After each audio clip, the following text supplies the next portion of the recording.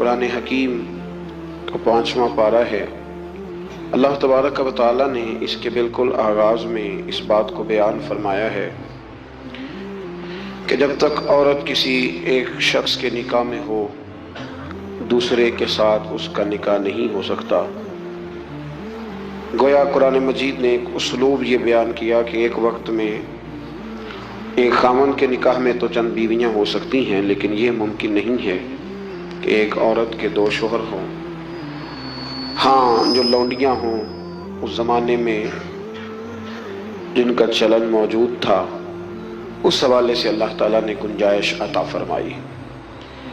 इसी तफसील को पहले रुकू के अंदर मुख्तलिफ अंदाज में बयान किया गया और ये बतलाया गया कि इस्लाम हर ख्वाहिश को पूरा करने के लिए पाक, साफ और जायज़ रास्ता अता करता है।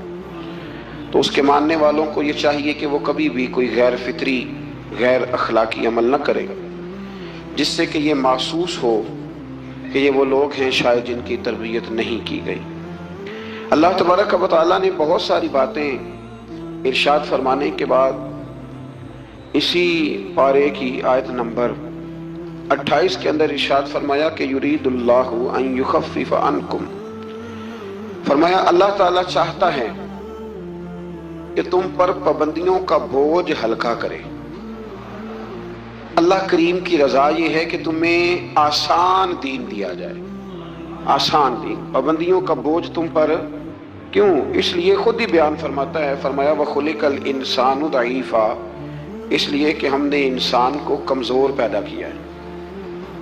रब फरमाते हैं कि मैंने चूँकि पैदा किया है तो मैं इसकी सलाहियतों को जानता हूँ, तो मैं इसे कोई ऐसी शरीयत नहीं दूंगा, कोई ऐसा दीन नहीं दूंगा। मुसलमानों, तुम पर कोई ऐसा बोझ नहीं डाला जाएगा जो तुमसे उठाया ना जा सके। अल्लाह तबारक व तआला ने जितने भी हमें अहकाम अता किए ना, वो नमाज पढ़ने से लेकर जिहाद करने तक, ज़कात देने से लेकर हज करने तक, जितने भी अहकामात दिए हैं सारे ही बंदा मोमिन के लिए बड़े आसान है, सारे ही बंदा मोमिन के लिए बड़े आसान। और जब इंसान उस रास्ते पे चलता है तो फिर अल्लाह तबारक व तआला उसकी मदद फरमाता है, फिर अल्लाह उसके लिए आसानियाँ फरमाता है। आप ये गौर फरमाइए कि हज के मौके पर बहुत सारे लोग ये कहा करते हैं कि हज एक मुशक्क़त का काम है, एक जद्दोजहद का काम है, एक ख़ास हिम्मत वाला आदमी इस काम को सर अंजाम देगा। लेकिन आपने ये भी बड़ी बारीकी से मुलाहिज़ा फरमाया होगा कि बड़े ज़ईफ़ुल उम्र लोग हज करने जाते हैं, कमज़ोर लोग हज करने जाते हैं। लेकिन ऐसा कभी नहीं हुआ कि कोई ये कहे कि हज की मुशक्क़त के रास्ते में किसी का इंतकाल हो गया। वो जब बुलाता है तो फिर मदद भी बड़ी ही फरमाता है, फिर करम भी बड़ा ही फरमाता है। इस्लामी अहकामात जितने हैं, ये फ़हम व फ़िरासत के करीब बात है, इसको समझ ले। जितने भी इस्लामी अहकामात हैं वो सारे अल्लाह तबारक व तआला ने अता ही तब किए हैं कि जब रब जानता है कि ये लोग इस अमल को कर गुजरेंगे। ये रमज़ान शरीफ आता है तो बहुत सारे लोग ऐसे हैं जो कहते हैं जी हम मजदूरी करते हैं, गरीब लोग हैं, हमारे लिए बड़ी दुश्वारियां हैं, हमें जद्दोजहद करनी पड़ती है, तो रोज़ा रखना हमारे लिए बड़ा दुश्वार है। तो कोई बीच में से ऐसा रास्ता निकल आए कि जिस रास्ते से हम बच जाएं, तो मैं कहा करता हूं कि उतनी सख्त मजदूरी आज का कोई बंदा भी नहीं करता जितनी अरब के मजदूर सख्त मजदूरी किया करते थे। कोई पहाड़ नहीं तोड़ता, कोई आदमी ऐसा नहीं है कि जो चक्की उस तरह सख्त अंदाज में पीसता हो, कोई भी वो कठिन काम नहीं जो अहले अरब करते थे। लेकिन जनाब बिलाल हबशी ने कभी कोई रोज़ा भी नहीं छोड़ा। हज़रत सलमान फ़ारसी रज़ी अल्लाह तआला अन्हु की आप सारी सीरह मुबारक पढ़ लें, अपने रोज़मर्रा के मामलात के बावजूद, एक तो है रमज़ानुल मुबारक, अलावा रमज़ान के भी उनकी जो नफली इबादत होती थी वो भी एक बहुत बड़ा मकाम रखती।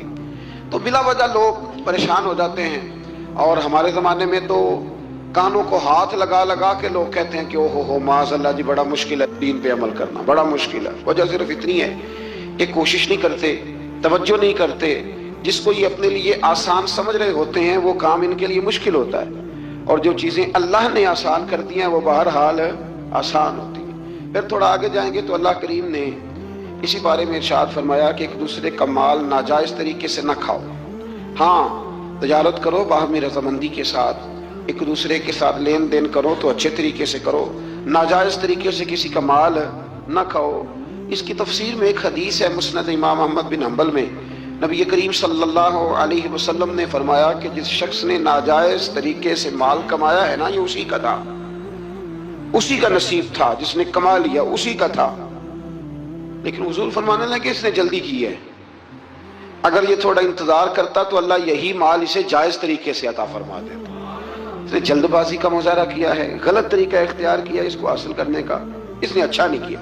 تو ناجائز طریقے سے مال، آپ اندازہ فرما لیں کہ دنیا میں کتنے ایسے لوگ ہیں، کتنے کہ جو کہتے ہیں کہ ہم زندہ بھی دوسروں کے مال پہ ہیں، ہمارے پاس جو بنیادی رقم ہے تجارت کرنے کے لیے وہ بھی لوگوں کی ہے۔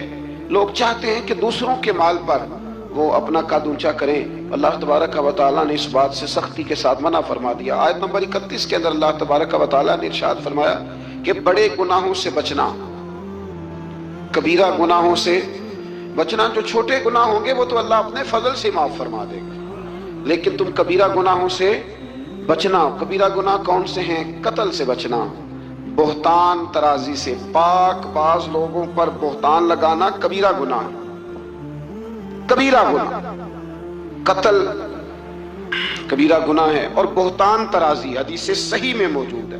ہمیں بالکل نہیں پتا ہوتا کہ سامنے والے کے معاملات کیا ہے، لیکن ہم بہتان لگا دیتے ہیں، اور شریعت کے اندر باقاعدہ اس کی حد رکھی گئی ہے، کوڑوں کی سزا رکھی گئی ہے۔ جب تک آپ کو تحقیق نہ ہو جائے، میرے نبی کریم علیہ الصلوۃ والسلام نے فرمایا کسی شخص کے جھوٹا ہونے کے لیے اتنا ہی کافی ہے کہ سنی سنائی بات آگے بیان کر دیتا ہے، یہ جھوٹا ہے، اس کو چاہیے تھا اس کی تحقیق کرتا۔ اسی طریقے سے یتیم کا مال کھا جانا، کہ رمضان شریف آئے گا تو بڑے سارے لوگ چندہ لینے کے لیے میدانوں میں نکلیں گے، بڑے سارے لوگ یتیموں کا نام لیں گے، بیماروں کا نام لیں گے، کمزوروں کا نام لیں گے، مدارس کا نام لیں گے۔ اللہ سے ڈرنا چاہیے۔ اللہ کریم نے جو میرے اور میرے بچوں کے حصے میں رکھا ہے وہ کوئی دوسرا چھین سکتا نہیں، لیکن انداز غلط اختیار کرنا، اس سے انسان کا نقصان ہوتا ہے۔ کبیرہ گناہوں میں اس کو رکھا گیا۔ اسی طرح زنا کرنا، میدان جہاد سے بھاگ جانا، والدین کی نافرمانی کرنا، یہ سب کبیرہ گناہ ہے۔ اور اللہ کریم نے آیہ مقدسہ میں ارشاد فرمایا کہ تم کبیرہ گناہوں سے بچ جانا، صغیرہ اللہ اپنے فضل سے معاف کر دے گا۔ صغیرہ گناہ کیسے معاف ہوتے ہیں؟ نبی کریم علیہ السلام نے فرمایا تم فرض نماز کے بعد نا 33 بار سبحان اللہ پڑھو، 33 بار الحمدللہ، اور 34 بار اللہ اکبر پڑھو۔ یا رسول اللہ کیا ملے گا؟ فرمایا تمہارے گناہ اگر سمندر کی جھاگ کے برابر بھی ہوئے تو اللہ اپنے فضل سے معاف فرما دے گا۔ اور فرمایا نماز تسبیح زندگی میں ایک دفعہ پڑھ لینا، اگر تمہارے گناہ سمندر کی جھاگ کے برابر ہوئے تو اللہ معاف فرما دے گا۔ بہت سارے ایسے وظائف، بہت سارے ایسے اعمال، لیکن ان سے صغیرہ گناہ معاف ہوتے ہیں، کبیرہ گناہ ان سے معاف نہیں ہوتے۔ تھوڑا سا آگے چلیں گے تو اللہ تبارک و تعالیٰ نے حکم دیا ہے کہ اللہ کی عبادت کرو، لیکن فقط عبادت کر کے اپنے آپ کو مطمئن نہ کرو، بلکہ اس کے ساتھ حقوق بھی ادا کرو۔ وَاعْبُدُوا اللَّهَ وَلَا تُشْرِكُوا بِهِ شَيْئًا، اللہ کی عبادت کرو اور اس کے ساتھ کسی کو شریک نہ ٹھہراؤ، اور اس سے آگے بھی بڑھو۔ وَبِالْوَالِدَيْنِ إِحْسَانًا، اپنے والدین کے ساتھ احسان کرو۔ یہاں مفسرین نے بیان کیا کہ یہ نہیں کہا گیا کہ والدین پر احسان کرو، والدین کے ساتھ احسان کرو، ان کے ساتھ اچھا رویہ اختیار کرو۔ حضرت قاضی صاحب رحمۃ اللہ نے یہاں ایک جملہ لکھا ہے، بڑا ہی دل کرتا ہے میرا کہ وہ جملہ کہہ دوں۔ قاضی صاحب فرمایا کرتے کہ نیکی کا بدلہ نیکی یہ جزا۔ فرماتے ہیں جو احسان ہوتا ہے نا، یہ سامنے والے نے جتنی نیکی کی ہو اس سے بڑھ کر اس کے ساتھ کرنے کو احسان کہتے ہیں۔ تو آپ فرماتے ہیں کہ اگر اماں تیرے لیے ایک رات بیدار رہی ہے تو کوشش کر تو 2 راتیں رہا کر، اور اگر والد نے اپنی زندگی کے 30 سال تجھے دیے ہیں تو دعا کر کہ کم از کم تو 35 سال اللہ تجھے توفیق دے تو ان کی خدمت کرے۔ پھر آگے ارشاد فرمایا کہ وَبِذِي الْقُرْبَى وَالْيَتَامَى وَالْمَسَاكِينِ وَالْجَارِ ذِي الْقُرْبَى وَالْجَارِ الْجُنُبِ وَالصَّاحِبِ بِالْجَنبِ وَابْنِ السَّبِيلِ۔ فرمایا یہ ایک لسٹ ہے، ان سب کے ساتھ اچھا سلوک کرو، والدین کے ساتھ بھی، قریبی رشتہ داروں کے ساتھ بھی، یتیموں کے ساتھ بھی، مسکینوں کے ساتھ بھی، پڑوسیوں کے ساتھ بھی، اور وہ پڑوسی جو رشتہ دار ہوں اور وہ پڑوسی جو رشتہ دار نہ بھی ہوں، اور وہ جو تمہارے مجلس کے ساتھی ہیں، کلاس فیلو ہیں، دفتر کے ساتھ رہنے والے ہیں، دوست ہیں، کلیگ ہیں، ان کے ساتھ بھی اچھا سلوک کرو، اور مسافروں کے ساتھ بھی اچھا سلوک کرو۔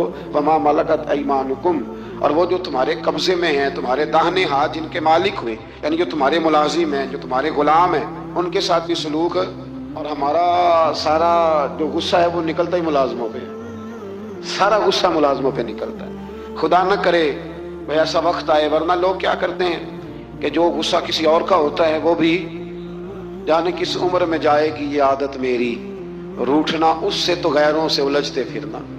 یعنی غصہ کسی اور کا اور نکل۔ حضرت صدر الشریعہ رحمۃ اللہ علیہ صاحب بہار شریعت فرمایا کرتے تھے کہ جو ٹیچر ہے نا پڑھاتا ہے، اور جب غصے کی حالت میں ہو تو کلاس میں نہ آیا کرے۔ ایسا نہ ہو کہ بیگم صاحبہ کا غصہ بھی بچوں پہ نکال کے چلا جائے، وہ کلاس میں نہ آئے۔ وہ جب اپنے مزاج کو معتدل پائے تو پھر وہ کلاس میں آئے۔ اللہ تبارک و تعالیٰ نے اس آیت میں وہ سارا چارٹر دیا، وہ لسٹ دی، یہ وہ سارے لوگ ہیں جن کے ساتھ انہیں اچھا سلوک کرنا ہے۔ آخر میں فرمایا ان اللہ لا يحب من کان مختالا فخورا، فرمایا اللہ تعالیٰ پسند نہیں کرتا اس شخص کو جو مغرور بھی ہو، فخر کرنے والا بھی ہو، متکبر ہو۔ ایسے لوگوں کو اللہ مختالا فخورا، اللہ اس آدمی کو جو متکبر ہے، جو اتراتا ہے، اس کو اللہ پسند نہیں کرتا۔ تو پیچھے حقوق کا بیان تھا، تو آخر میں فرمایا کہ تکبر کرنے والے اللہ کو پسند، اس کا مطلب ہے حقوق وہ بندہ عطا نہیں کرتا جو متکبر ہوتا ہے۔ جس میں عاجزی ہوتی ہے نا، وہ ماں باپ کے حق میں بھی اچھا ہوتا ہے، وہ رشتہ داروں کے حق میں بھی، مسکینوں کے حق میں بھی، کلاس فیلوں کے حق میں بھی۔ یہ اللہ کریم نے بیان کر دیا۔ فرمایا جو متکبر ہوتا ہے وہ کسی کے حق میں بھی اچھا نہیں ہے۔ آخر میں تکبر کا ذکر کرنے کا معنی یہ ہے کہ وہ بندہ اگر عاجزی والا ہو تو پھر وہ سارے حقوق صحیح طور پر ادا کر لے گا۔ تھوڑا سا آگے بڑھ کے اسی بارے میں اللہ تبارک و تعالیٰ نے بخل کی، کنجوسی کی مذمت فرمائی۔ فرمایا کچھ لوگ ایسے ہیں جو بخل کرتے ہیں اور دوسروں کو بھی بخل کرنے کا حکم دیتے ہیں، اور جو اللہ نے انہیں اپنے فضل سے دیا اس کو چھپاتے ہیں۔ یہ آیت نمبر 37 ہے۔ آپ کو بہت سارے لوگ معاشرے میں ایسے ملیں گے جو آپ کو مشورہ دیں گے، چھوڑو یار، یہ ان لوگوں کا تو کام ہے چندے جمع کرنا، یہ تو کام ہے ان لوگوں کا، یہ آ جاتے ہیں ویلفیئر سوسائٹی والے، یہ آ جاتے ہیں سڑک بنانے والے، اسکول والے، یہ لوگ آ جاتے ہیں۔ تو یہ مشورہ دیا جاتا ہے، خود بھی بخل کرتے ہیں اور لوگوں کو بھی بخل کا مشورہ دیتے ہیں۔ یاد رکھے اللہ تبارک و تعالیٰ جب آپ کو آپ کی ضروریات سے زیادہ دیتا ہے نا، اس کا مطلب ہے کہ پھر اللہ نے آپ کو کسی کے لیے بانٹنے کے لیے دیا ہے۔ جب اللہ تبارک و تعالیٰ نے دیا ہے تو پھر اللہ کے دیے سے اس کی راہ میں خرچ کرنا یہ انسان کو نفع دیتا ہے، یہ اس کا فائدہ کرتا ہے۔ میرے نبی پاک علیہ السلام نے فرمایا جب صبح ہوتی ہے نا تو 2 فرشتے زمین پر اترتے ہیں۔ ایک فرشتہ یہ کہتا ہے کہ اے اللہ سخی کو زیادہ عطا فرما، اور دوسرا کہتا ہے اللہ جو بخیل ہے نا، کنجوس ہے، ہونے کے باوجود خرچ نہیں کرتا، اللہ اسے روک لے، اسے عطا نہ فرما۔ دونوں فرشتے یہ کہتے ہیں، اور حضور فرمانے لگے جو سخی ہے وہ اللہ کے بھی قریب ہے، لوگوں کے بھی قریب ہے، اور جنت کے بھی قریب ہے، اور جو کنجوس ہے وہ بندوں سے بھی دور ہے، معاذ اللہ اللہ سے بھی دور ہے، اور جنت سے بھی دور ہے۔ تو کوشش کریں جو اللہ نے دیا ہے اس میں سے اللہ کے راستے میں خرچ کیا جائے۔ انہی آیات مقدسہ میں پھر امانتیں ادا کرنے کا بھی حکم ہے، آگے چل کے پھر حسد کی ممانعت بھی فرمائی گئی۔ پھر ان لوگوں کو سمجھایا گیا کہ جو بلا وجہ لوگوں کو حاکموں تک لے جاتے ہیں، یعنی بلا وجہ کے مقدمات، بلا وجہ، یہ جو ہمارے مالدار لوگ ہوتے ہیں انہوں نے تو ایک پکا وکیل رکھا ہوتا ہے مقدمے کرنے کے لیے، اس پہ بھی کر دو، اس پہ بھی کر دو، اس پہ بھی کر دو، الجھائے رکھتے ہیں، اور بغیر کسی سبب کے بعض لوگوں کی یہ عادت ہوتی ہے لوگوں کو تنگ کرنا، نوٹس بھیجتے رہنا۔ اللہ کریم نے ان آیات کے اندر منع فرمایا۔ 5ویں پارے کی سورہ نساء کی آیت نمبر 64 فرمایا وما ارسلنا من رسول الا لیطاع باذن اللہ، فرمایا ہم نے جو رسول بھی دنیا میں بھیجے اس لیے بھیجے کہ ان کی اطاعت کی جائے، ان کی فرما برداری کی جائے۔ اور آگے ارشاد فرمایا وَلَوْ أَنَّهُمْ إِذ ظَّلَمُوا أَنفُسَهُمْ جَاءُوكَ، محبوب جب یہ لوگ اپنی جانوں پہ ظلم کر بیٹھے تو آپ کی بارگاہ میں حاضر ہو جائیں۔ فَلَوْ أَنَّهُمْ إِذ ظَّلَمُوا أَنفُسَهُمْ جَاءُوكَ، محبوب جب یہ اپنی جانوں پہ ظلم کریں تو آپ کی بارگاہ میں حاضر ہو جائیں۔ ظلم سے مراد جب گناہ کر بیٹھیں پھر کیا کریں؟ فَاسْتَغْفِرُوا اللَّهَ، اللہ سے معافی مانگیں، وَاسْتَغْفَرَ لَهُمُ الرَّسُولُ، اور رسول بھی ان کی سفارش کر دیں، لَوَجَدُوا اللَّهَ تَوَّابًا رَحِيمًا، تو یہ ضرور اللہ کو توبہ قبول کرنے والا اور رحم کرنے والا پائیں گے۔ تو یہ کون فرما رہا ہے؟ اللہ کریم، کہ جب اپنی جان پہ ظلم کرو تو میرے محبوب کے دروازے پہ آ جاؤ۔ مجرم ہو تو منہ اشکوں سے دھوتے ہوئے آؤ، آؤ در تواب پہ روتے ہوئے آؤ۔ قرآن میں موجود ہے توبہ کا طریقہ، سرکار کی دہلیز سے ہوتے ہوئے آؤ۔ اب کچھ لوگ یہاں اپنی مرضی کی تشریح بھی کرتے ہیں، کچھ لوگوں کا مزاج بن جاتا ہے، وہ کہتے ہیں جی پہلے تو کہنے لگے کہ اس آیہ مبارکہ کے مفاہیم ہی کچھ اور ہیں، پھر جب امت نے زیادہ بیان کیا تو کہنے لگے یہ حضور کی حیات ظاہرہ تک تھی۔ تو میں نے کہا جی کہاں لکھا ہوا ہے قرآن مجید میں؟ کہاں لکھا ہوا ہے؟ اللہ پاک نے تو مطلق کہہ دیا کہ جب بھی ظلم کرو تو میرے محبوب کی بارگاہ میں چاہیے تھا نا کہ جو تشریح تم کر رہے ہو، اللہ کریم انہی الفاظ کے ساتھ بیان فرماتے ہیں کہ زندگی میں جانا بعد از وصال نہ جانا۔ تو جب اللہ کریم نے اس حکم کو مطلق رکھا، مسند امام احمد بن حنبل میں حدیث ہے، خلیفہ عبد الملک بن مروان کہتا ہے کہ میں رات کے وقت نا نبی کریم علیہ السلام کے روضہ اطہر کی طرف نکلا تو میں نے ایک شخص کو نا حضور کی قبر انور پر لیٹے ہوئے دیکھا، اور کس طرح لیٹے تھے کہ اپنے رخسار نبی پاک علیہ السلام کی قبر کے ساتھ وہ رگڑ رہے تھے۔ تو کہتے میں نے ان کو ٹھوکر ماری، میں نے کہا تمہیں پتہ ہے تم کیا کر رہے ہو؟ کہتے جب انہوں نے چہرہ اٹھایا تو میں حیران ہی ہو گیا کہ وہ عام آدمی نہیں، وہ تو حضرت ابو ایوب انصاری ہیں، اور کہنے لگے مجھے پتہ ہے میں کیا کر رہا ہوں، میں کسی بت اور پتھر کے پاس نہیں آیا، میں اپنے رسول کے پاس حاضر ہوا۔ حضرت ابو ایوب انصاری، یہ انداز دیا ہے ہمیں صحابہ نے۔ حضرت مولا کائنات شیر خدا علی المرتضیٰ رضی اللہ تعالیٰ عنہ فرماتے ہیں حضور کے وصال کو تیسرا دن تھا، بڑی تکلیف تھی، بڑا غم تھا، دکھ ابھی تازہ تھا، میں حضور کی قبر انور سے تھوڑے سے فاصلے پر بیٹھا تھا، امام قرطبی نے اس کو لکھا ہے۔ تو کہتے ایک شخص آیا اور مجھ سے آ کے پوچھتا ہے کہ نبی پاک علیہ السلام کہاں ہیں؟ کہتے چونکہ زخم تازہ تھا، 3 دن گزرے تھے تو میں رو پڑا، میں نے کہا وہ جو سامنے مزار پر انوار ہے نا قبر اطہر، وہ میرے نبی پاک کی ہے۔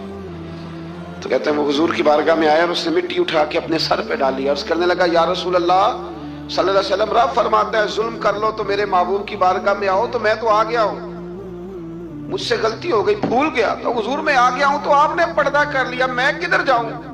حضرت علی فرماتے ہیں وہ اس درد سے رویا کہ میں بھی رو پڑا۔ آپ فرماتے ہیں مجھے اللہ کی عزت کی قسم میں نے اپنے کانوں سے سنا حضور کی قبر انور کے اندر سے آواز آئی، او اعرابی چلا جا، اللہ نے تیرے سارے گناہ معاف فرما دیے، مجرم ہو تو منہ اشکوں سے دھوتے ہوئے آؤ، آؤ در تواب پہ روتے ہوئے آؤ۔ قرآن میں مذکور ہے توبہ کا طریقہ، پر سرکار کی دہلیز سے ہوتے ہوئے آؤ۔ اور پھر بالکل متصل اس سے آگے فرمایا فلا وربک لا یؤمنون حتی یحکموک فیما شجر بینہم۔ کیا انداز ہے! اور اس انداز کی یہ قرآن مجید میں شاید انفرادی آیت ہو۔ فرمایا محبوب مجھے تیرے رب کی قسم، عجیب انداز ہے نا قسم اٹھانے کا، اے محبوب مجھے تیرے رب کی قسم، یہ انوکھا انداز ہے قرآن مجید کا۔ فرمایا محبوب مجھے تیرے رب کی قسم، یہ لوگ اتنی دیر تک مومن نہیں ہو سکتے جب تک اپنی ہر بات میں تیرا فیصلہ قبول نہیں کر لیتے۔ بڑا معروف واقعہ ہے لیکن یہاں اس کا ذکر کرنا بھی بڑا ہی ضروری ہے، ایمان اور عقیدے کے لحاظ سے وہ اتنا زرخیز واقعہ ہے، اتنی خوبصورت ٹھنڈک ہے کہ جو دل کو، آنکھوں کو، کلیجے کو سکون دیتا ہے۔ ایک منافق کا اور ایک یہودی کا جھگڑا ہو گیا۔ وہ جو منافق تھا نا وہ کلمہ پڑھتا تھا، منافق کہتے ہیں اس کو ہیں جو اپنی زبان سے کلمہ پڑھے اور اندر اس نے نفاق چھپایا، وہ دونوں کا جھگڑا ہو گیا۔ نبی کریم علیہ السلام کی بارگاہ میں حاضر ہوئے تو حضور نے فیصلہ یہودی کے حق میں دیا، کلمہ گو کے حق میں نہیں دیا، اس منافق کے حق میں۔ وہ نا کہنے لگا جی میں تو فیصلہ حضرت عمر سے کراؤں گا۔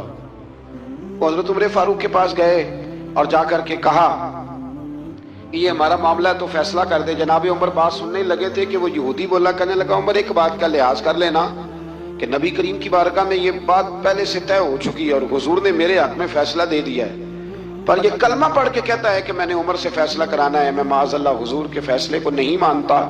جناب عمر فرمانے لگے بیٹھو پھر میں ابھی آیا۔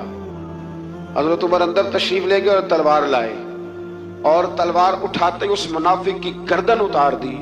فرمایا جو میرے نبی کا فیصلہ نہ مانے عمر کی تلوار اس کا فیصلہ کر دیا کرتی ہے۔ شور ہو گیا جیسے آج لوگ شور کرتے ہیں، کلمہ گو کو ایسے کہہ دیا، کلمہ گو کو یہ، وہاں بھی شور ہو گیا کہ کلمہ گو مار دیا جی عمر نے، کلمہ پڑھنے والا مار دیا، کلمہ پڑھنے والا مار دیا، مسلمان مار دیا، وہ تو کلمہ پڑھتا تھا۔ جب بہت شور ہوا تو اللہ تعالیٰ نے قرآن مجید کی یہ آیت نازل فرمائی، فرمایا محبوب کون سا کلمہ اور کون سا اس کا ایمان، ایمان تو تب مکمل ہوگا جب تیرے فیصلے قبول کرے گا۔ کلمہ پڑھنے سے تھوڑی ایمان مکمل ہوگا جب تک تیرا فیصلہ ہی قبول نہیں کرتے۔ تو جس کا رب ہی ایمان قبول نہ کرے، لوگوں کو کیا ضرورت ہے شور کرنے کی کہ بڑا ایمان والا ہے؟ اللہ ہی جس کا ایمان قبول نہ کرے۔ تو میرے عزیز دوستو، اللہ تبارک و تعالیٰ نے آگے چل کے پھر اس گروہ کا ذکر بھی اسی سورہ مبارکہ میں اور اسی پارے میں بیان فرمایا جس گروہ کے رستے پر چلنے کی ہم ہر نماز میں دعا مانگتے ہیں۔ انعم اللہ علیہم من النبیین والصدیقین والشہداء والصالحین۔ فرمایا وہ جو تم ہر نماز میں کہتے ہو نا صراط الذین انعمت علیہم، تو انعام یافتہ لوگ اس سورہ مبارکہ نے آیت نمبر 69 میں بیان کیے۔ فرمایا وہ انبیاء ہیں، صدیقین ہیں، شہداء ہیں، صالحین ہیں، اور انداز دیکھیے کتنا شاندار ہے قرآن کا۔ فرمایا وَحَسُنَ أُولَٰئِکَ رَفِیقًا،